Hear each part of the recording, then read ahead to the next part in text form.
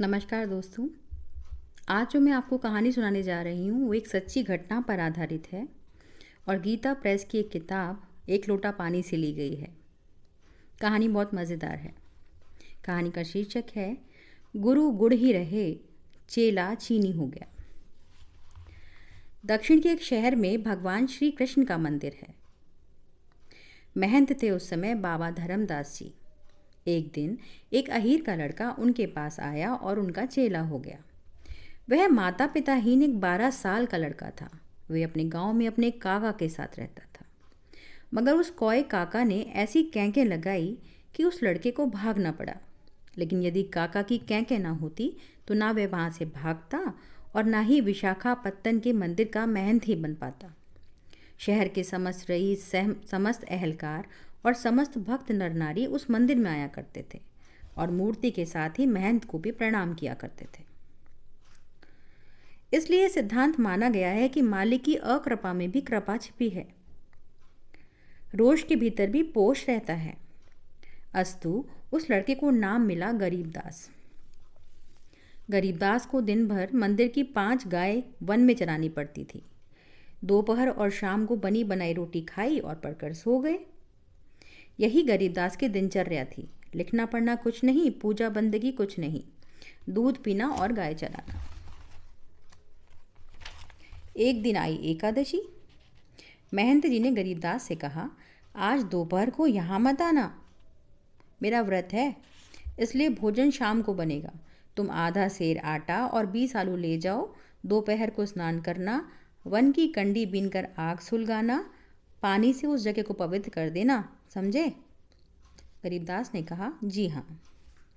धर्मदास ने कहा, अपने अंगोछे पर आटा गूंदना, मैं तुमको एक लौकी का कमंडल दूंगा, उससे पानी का काम करना, समझे? गरीबदास ने कहा, समझे। धर्मदास ने कहा, आध पाव के 4 टिक्कड़ बनाना, फिर आलू भूनना। आज नमक नहीं खाना, इसलिए नमक नहीं दूंगा, समझे? गरीबदास ने कहा, समझे। तो अपने आलू भी अपने पास रखिए, समझे? बाबा धर्मदास का तकिया कलाम था, समझे। चेला गरीबदास ने भी वही तकिया कलाम स्वीकार कर लिया था। इस हरकत पर बाबा जी नाराज नहीं हुए, किंतु प्रमुदित हुए कि चेला ने एक बात तो सीखी। धर्मदास ने कहा, पागल है क्या? नमकहीन आलू और भी अच्छे लगते हैं, सौंधापन मिलता है, समझे? गरीबदास ने कहा, समझे। धर्मदास ने कहा, जब भोजन बन जाए तब अपने गले का हीरा उतारना, समझे? गरीबदास ने कहा, समझे। हीरा कैसा, समझे? धर्मदास ने कहा, जिस दिन तुझे चेला किया था उस दिन तेरे गले में एक शालिग्राम की मूर्ति ताबीज़ बनाकर बांध दी थी, उसी को हीरा कहते हैं। और वह ताबीज़ है कहाँ? तेरा गला तो सूना है, समझे? गरीबदास ने कहा, समझे। उतार कर फेंक दिया, समझे? धर्मदास ने कहा, बड़ा गधा है, कहाँ फेंक दिया, समझे? गरीबदास ने कहा, छप्पर में खुरस दिया है, समझे? धर्मदास ने कहा, पूरा उल्लू मालूम पड़ता है, समझे? अबे उसे फेंक क्यों दिया, समझे? गरीबदास ने कहा, गले में पत्थर बांधने से क्या फ़ायदा, समझे? सोते समय कभी कभी वह गले के नीचे आ जाता था तो मालूम पड़ता था कि जान गई, समझे? मैं उसे नहीं पहनूंगा, समझे? धर्मदास ने कहा, अरे राम राम, चेला है कि चैला, समझे? ले आ उसे मेरे पास, समझे? गरीबदास घबरा गया, कहीं वृद्ध साधु उसे उस नाहक पत्थर के लिए पीटने न लग जाए। यह सोचकर वह चटपट ताबीज़ खोज लाया और गुरुजी को दे दिया। धर्मदास ने कहा, देखो बच्चा, तुम अभी नादान हो, समझे? इस कपड़े के भीतर शालिग्राम जी की मूर्ति है, समझे? मूर्ति के भीतर गोपाल जी रहते हैं, समझे? गरीबदास ने कहा, वही गोपाल जी जिन्होंने वृंदावन में अवतार लिया था, समझे? मेरी ही जाति के थे, अहीर थे, दिन भर गाय चराया करते थे और मुरली बजाया करते थे, समझे? धर्मदास ने कहा, हाँ हाँ वही, समझे? जब भोजन बना लो तब इस ताबीज़ को गले से उतार कर आगे रख देना और कहना कि गोपाल जी भोग लगाओ, समझे? फिर तुम भोजन करना, समझे? गरीबदास ने कहा, समझे। धर्मदास ने कहा, अच्छा तो आ हीरा बांध दूँ, समझे? गरीबदास ने कहा, समझे। धर्मदास ने कहा, कोई हरज नहीं है, समझे? गरीबदास ने कहा, समझे। धर्मदास ने कहा, हट नहीं करना चाहिए, समझे? गरीबदास ने कहा, गले में नहीं बांधूंगा। सोते समय कभी गोपाल जी ने मेरा गला टीप दिया तो? चोर आदमी को दूर ही रखना चाहिए, समझे? मेरी कमर में बांध दीजिए, समझे? धर्मदास ने कहा, खुश, कमर में नहीं, आओ बाजू में बांध दूँ, समझे? हाथ जोड़कर आंखें बंद करके भोग लगाना, समझे? गरीबदास ने अपना दाहिना हाथ आगे बढ़ा दिया। बाबा जी ने वह ताबीज़ बाजू बंद की तरह बांध दिया। इसके बाद आधा सेर आटा और 20 आलू दिए। आधा पाँव गुड़ इसलिए दिया कि बाबा जी उसकी बातों पर खुश हो गए थे। इसके अलावा उसने उनका तकिया कलाम कंठ कर लिया था। फिर एक तुम्बा देकर कहा, जाओ बच्चा, हर एक एकादशी को ऐसा ही करना होगा, समझे? गाय लेकर गरीबदास ने नदी का रास्ता पकड़ा। जब दोपहर हुई तब गुरुजी के बताए विधान के अनुसार गरीबदास ने 4 टिक्कड़ बनाए। आलू भूनकर भुर्ता बनाया और चारों पर थोड़ा थोड़ा रख दिया।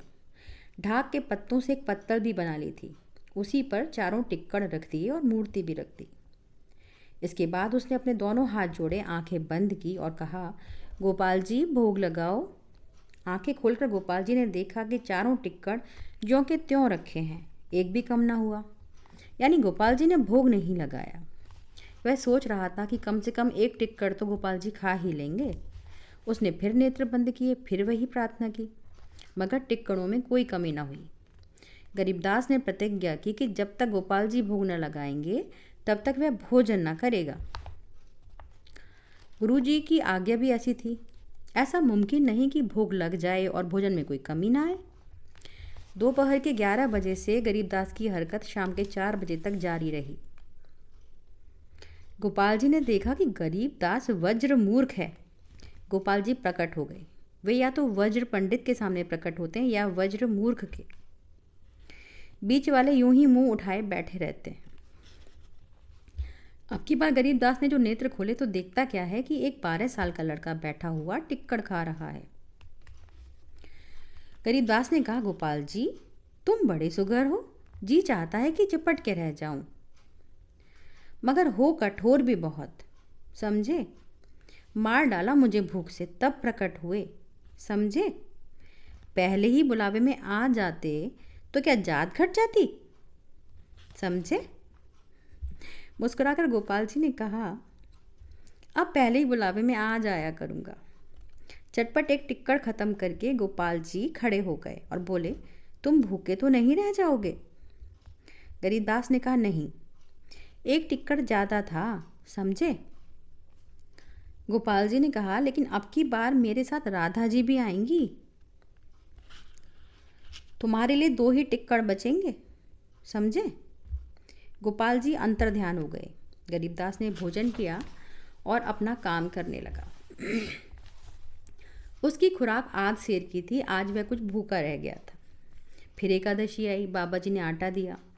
तब गरीबदास ने कहा, पहली एकादशी में अकेले ठाकुर जी आए थे, अब की बार ठकुरानी भी आएंगी, पाव भर आटा और दीजिए, समझे? बाबा जी ने कहा, भूखा रह गया होगा इसलिए बकवास कर रहा है। बेपरवाही के साथ 3 पाव आटा तोलकर और दे दिया, आलू भी तोल कर दे दिए।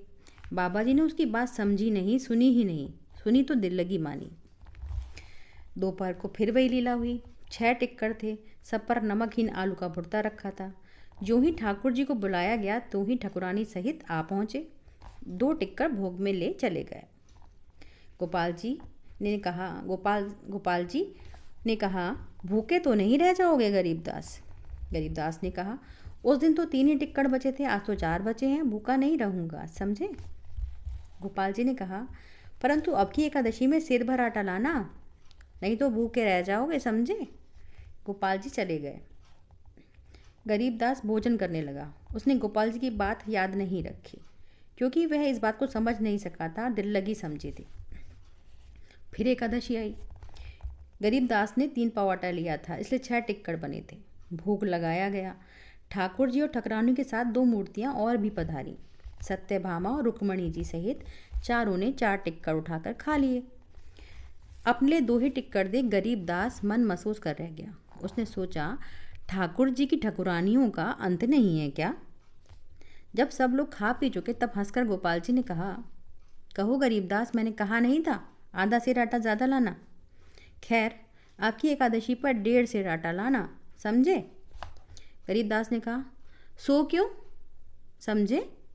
गोपाल जी ने कहा, मेरे 2 सखा भी आना चाहते हैं, मनसुखा और श्रीदामा।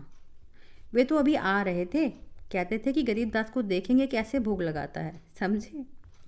गरीबदास ने कहा, उनको लाने की ज़रूरत नहीं है, मैं ठाकुर जी को भोग लगाता हूँ या ठाकुर जी के खानदान भर को, समझे?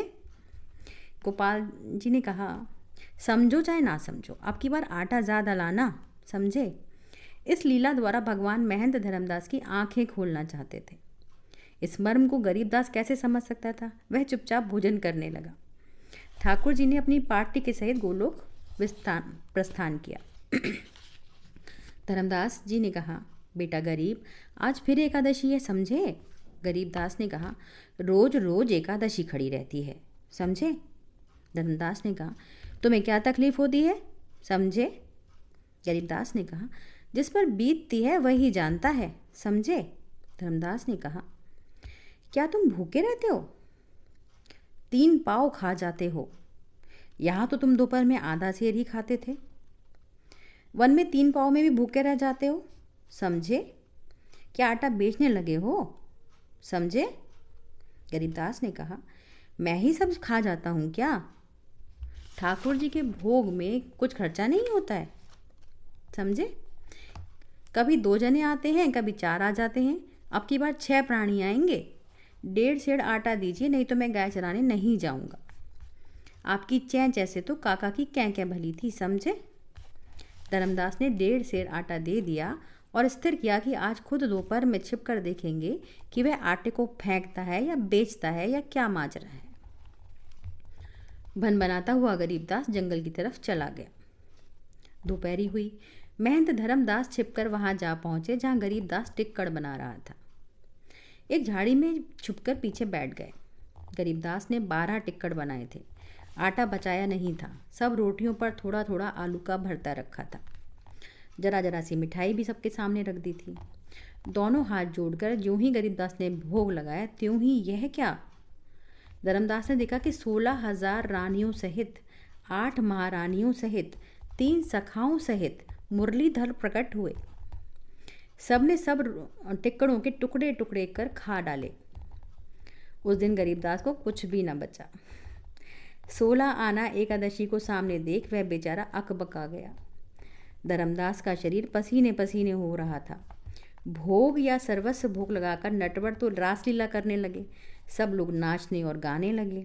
गरीबदास ने कहा, मैंने पहले ही कहा था कि चोर आदमी से दूर रहना चाहिए, समझे? थोड़ी देर बाद वह परस्तान गायब हो गया। कहीं कुछ नहीं। मन मारे बैठे हुए गरीबदास के पैर पकड़कर धर्मदास रोने लगे। यह नई आफत देख बेचारा गरीबदास और भी घबरा गया और उछलकर दूर जा खड़ा हुआ। धर्मदास ने कहा, धन्य हो महाराज जो तुमको साक्षात दर्शन हुए और साक्षात भोग लगता रहा। हाय, मुझे तो जीवन भर पूजा करते हो गया, कभी सपने में भी अपने गोपाल जी को ना देखा। आज से मैं तेरा चेला और तुम मेरे गुरु, समझे? गरीबदास ने कहा, आप कहते क्या हैं, समझे? आप तो कहते थे कि मैं आटे को बेचता हूँ, समझे? धर्मदास ने कहा, समझे, मैं पापी हूँ, मैं अपने प्रभु द्वारा त्यागा गया हूँ, समझे? मुझसे कहीं ज़्यादा आपकी पहुँच है। अब मंदिर पर चलो, आज से आप महंत हुए और कल से मैं गाय चराऊँगा। गरीबदास और गायों को लेकर धर्मदास जी मंदिर पर गए। गरीबदास के बहुत रोकने पर भी उसे मेहनती दे दी गई। दूसरे दिन से धर्मदास जी गाय चराने लगे। शहर वालों को जब घटना मालूम हुई तो उनके हृदय में भगवान श्री कृष्ण का विश्वास कहीं ज़्यादा बढ़ गया। इस घटना पर पब्लिक ने कहा, गुरु गुड़ ही रहे, चेला चीनी हो गया। धन्यवाद।